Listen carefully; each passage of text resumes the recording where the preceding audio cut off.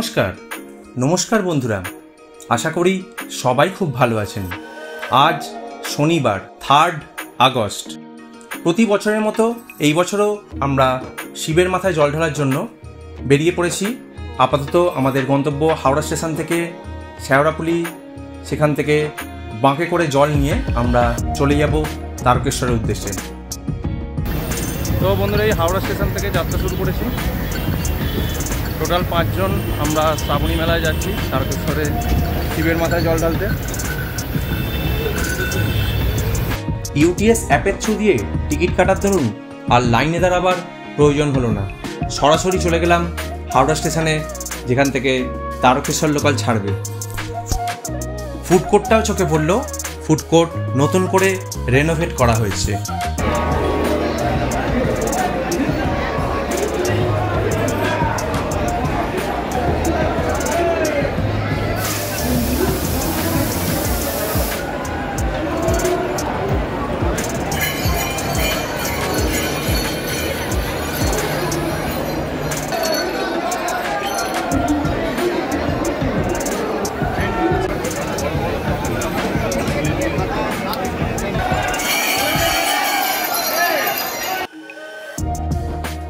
Train সঠিক সময়ে শেওড়াফুলি পৌঁছে গেল। আমরা 5 জন বন্ধু নেমে পড়লাম ট্রেন থেকে। প্রচুর পুণ্যার্থী চোখে পড়ল। আমরা সবাই বাবার ভক্ত। আমরা আপাতত 5 বন্ধু মিলে চললাম বাঁক তৈরির উদ্দেশ্যে শেওড়াফুলি মার্কেটে। স্টেশনের ওভারব্রিজ বলুন বা প্ল্যাটফর্ম, জনপ্লাবন বয়ে চলেছে লাইনের ওপর দিয়ে।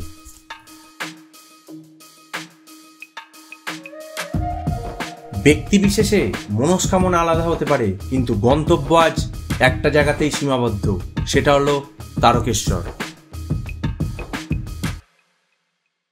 বিভিন্ন সাইজের বাঁক থেকে শুরু করে ছোট বড় ঘট, বিভিন্ন সাইজের ঘণ্টা, পতাকা এবং বাঁক সাজানোর নানান উপকরণ চোখে পড়ল। পছন্দসই জিনিস কিনে বাঁকটা দোকানদারকে সাজিয়ে দিতে বললাম।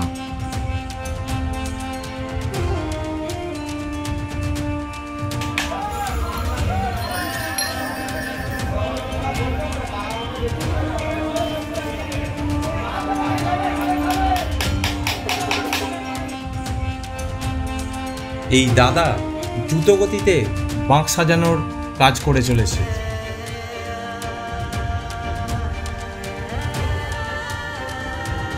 পাঁচ বন্ধু বাঁক সাজানো কমপ্লিট হয়ে যাওয়ার পর আপাতত রওনা দিলাম নিমাই তীর্থ ঘাটের উদ্দেশ্যে।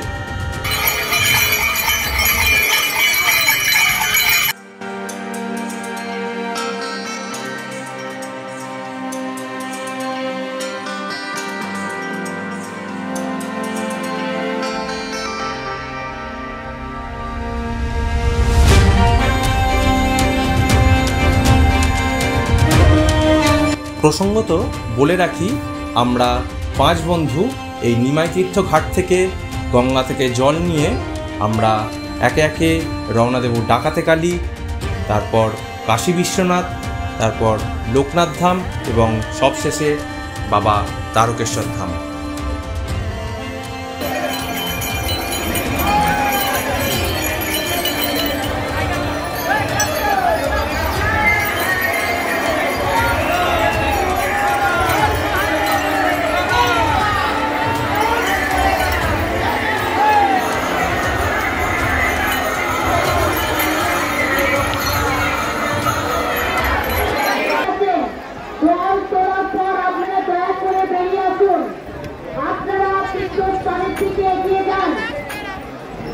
চলে এসেছি নিমাই তীর্থ ঘাটে।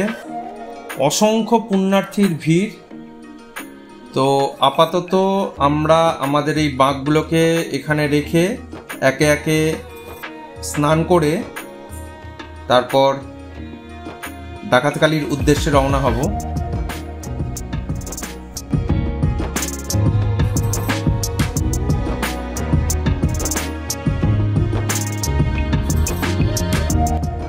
তো 2 বন্ধু অর্ণব আর প্রীতম যদিও অনেকটাই ছোট, আমাদের থেকে। তো আমরা আপাতত চলেছি ঘাটের উদ্দেশ্যে। তো প্রথমে অর্ণব আর প্রীতম স্নান করবে, তারপর আমি।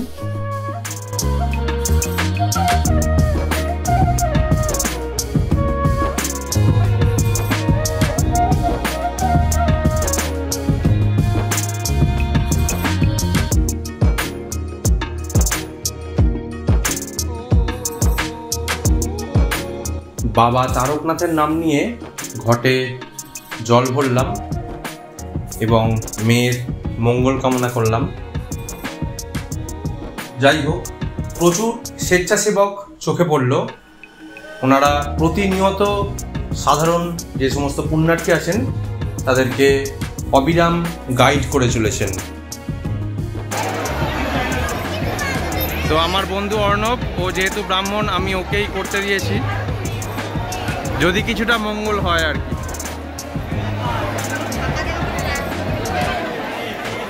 যদি কিছুটা পুণ্য অর্জন করতে পারি, তাই ব্রাহ্মণ মানুষকে দিয়ে করানোই ভালো। তো বন্ধু থাকতে আর বাধা কোথায়?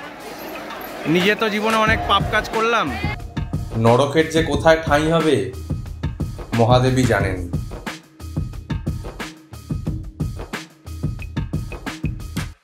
আমাদের 3 বন্ধুর ঘর সাজানোর প্রক্রিয়া শেষ হবার পর আমরা ওয়েট করতে থাকলাম বাকি 2জন বন্ধুর আসার জন্য।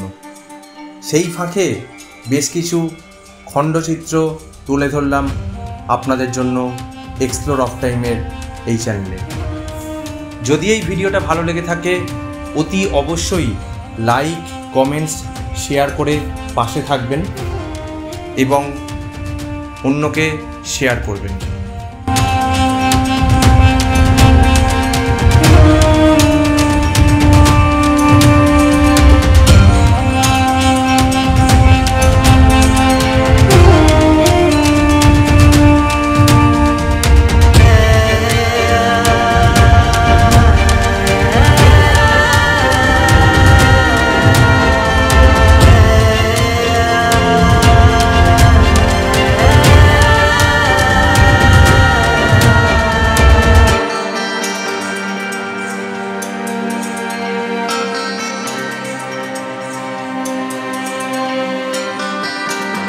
প্রসূন চলে এসছে। প্রসূনের কপালে চন্দনের তিলক এঁকে দিচ্ছে পুরোহিত মশাই। বাঁক সাজানো থেকে শুরু করে ঘটে জল তোলা, কপালে চন্দনের তিলক, সমস্ত কিছু সম্পূর্ণ হয়েছে।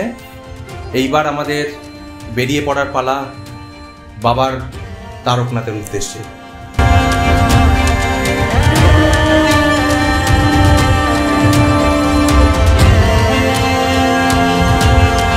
বোম বোম তারক বোম, ভোলে বাবা পার করেগা, এই নাম জপ করতে করতে চলেছি ডাকাতে কালীর উদ্দেশ্যে। মূল লক্ষ্য তারকেশ্বর ধাম। বাবার আশীর্বাদকে সঙ্গী করে অজস্র বাবার ভক্ত সবাই মিলে রওনা দিয়েছি তারকনাথের উদ্দেশ্যে। হেমন্ত সবার আগে এই ডাকাতে কালী এসে পৌঁছেছে। তো আপাতত ডাকাতে কালী এসে পৌঁছেছি। উনি আমাদের মধ্যে মোটামুটি 2 ঘন্টা 40 মিনিটের মতন টাইম লাগলো। কথিত আছে মা সারদা দেবী একবার অসুস্থ রামকৃষ্ণদেবকে দেখতে কামারপুকুর থেকে দক্ষিণেশ্বর যাচ্ছিলেন। পথে ডাকাতরা তার পথ আটকে দাঁড়ান।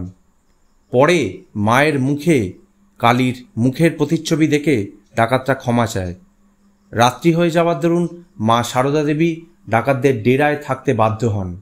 রাতে মা সারদাকে খেতে দেয়া হয় চাল ও কড়াই ভাজা। তাই কালী পুজোর সময় ভোগে অন্যান্য উপকরণের সঙ্গে চাল ও কড়াই ভাজা দেয়া হয়ে থাকে। সেই প্রথা এখনও চলে আসছে।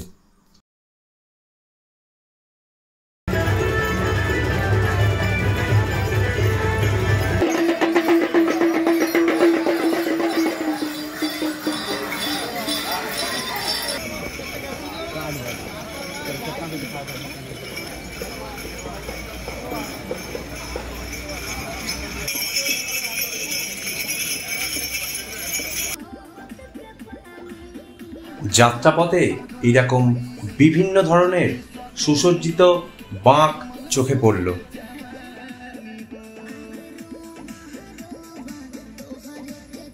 ডাকাতেকালি পর্যন্ত দ্রুততার সঙ্গে আসলেও কাশী বিশ্বনাথ আসতে কিন্তু অনেকটাই টাইম লেগে গেল। পায়ে খুবই লাগছিল, তার দরুন প্রায় ভোর 4:30 নাগাদ করে এসে পৌঁছলাম কাশী বিশ্বনাথ ধাম। চোখে পড়ল অনেক ভক্তই ক্লান্ত এবং পরিশ্রান্ত হয়ে ঘুমিয়ে পড়েছে। আমিও তাদেরই মধ্যে একজন। আমিও কিছুটা জিরিয়ে নিলাম।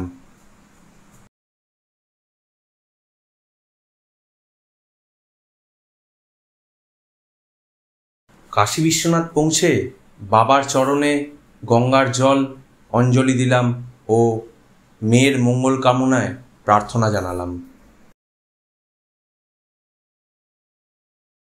এই কাশী বিশ্বনাথ সেবা সমিতি সারা বছরই বিভিন্ন ধরনের সমাজসেবামূলক কাজের সঙ্গে যুক্ত হয়ে আছে।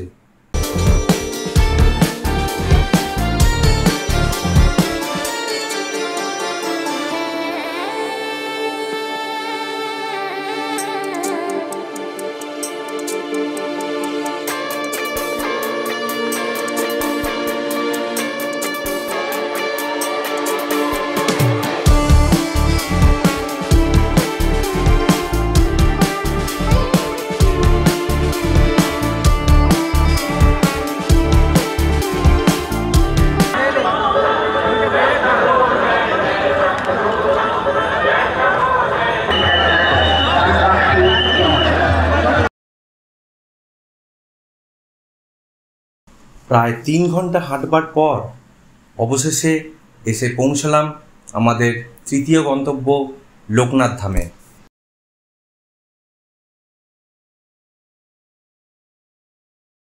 লোকনাথ ধাম দেখার পর প্রায় ঘন্টা 3 মতন ঘুমিয়ে পড়লাম পাশেরই এক চায়ের দোকানে।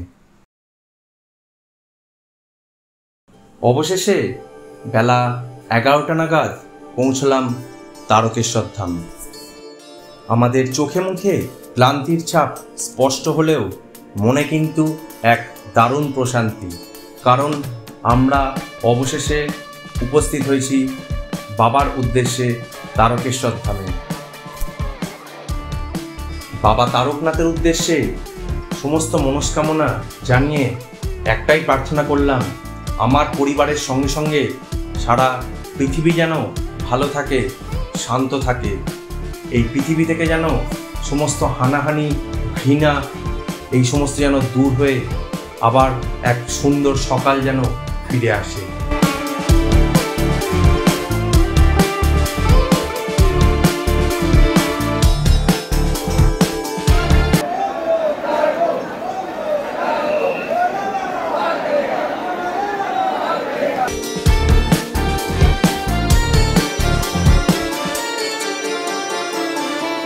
কথিত আছে এই তারকেশ্বরের এই শিলাখণ্ড এই তারকেশ্বর থেকে গয়া এবং কাশী পর্যন্ত বিস্তৃত হয়ে আছে।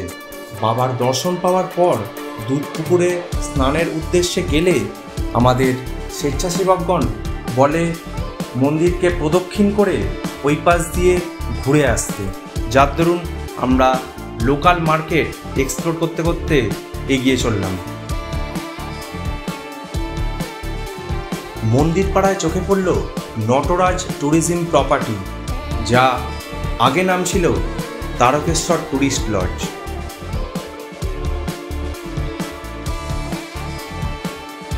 শ্রাবণী মেলা উপলক্ষে দোকানিরা বিভিন্ন ধরনের দোকান পসরা নিয়ে সাজিয়ে বসেছে।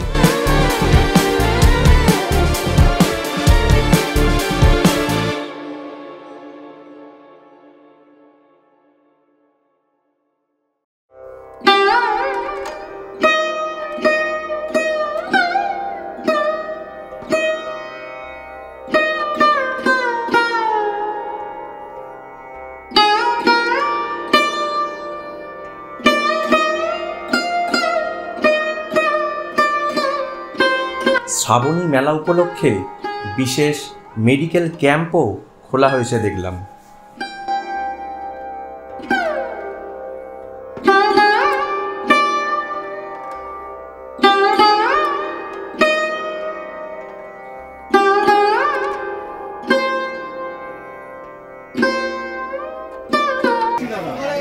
ওই গেটটা বন্ধ, মন্দিরের ভেতর দিয়ে যে জেন্টস গেটটা করা আছে ওই গেটটা ক্লিয়ারলি বন্ধ, ক্লোজ।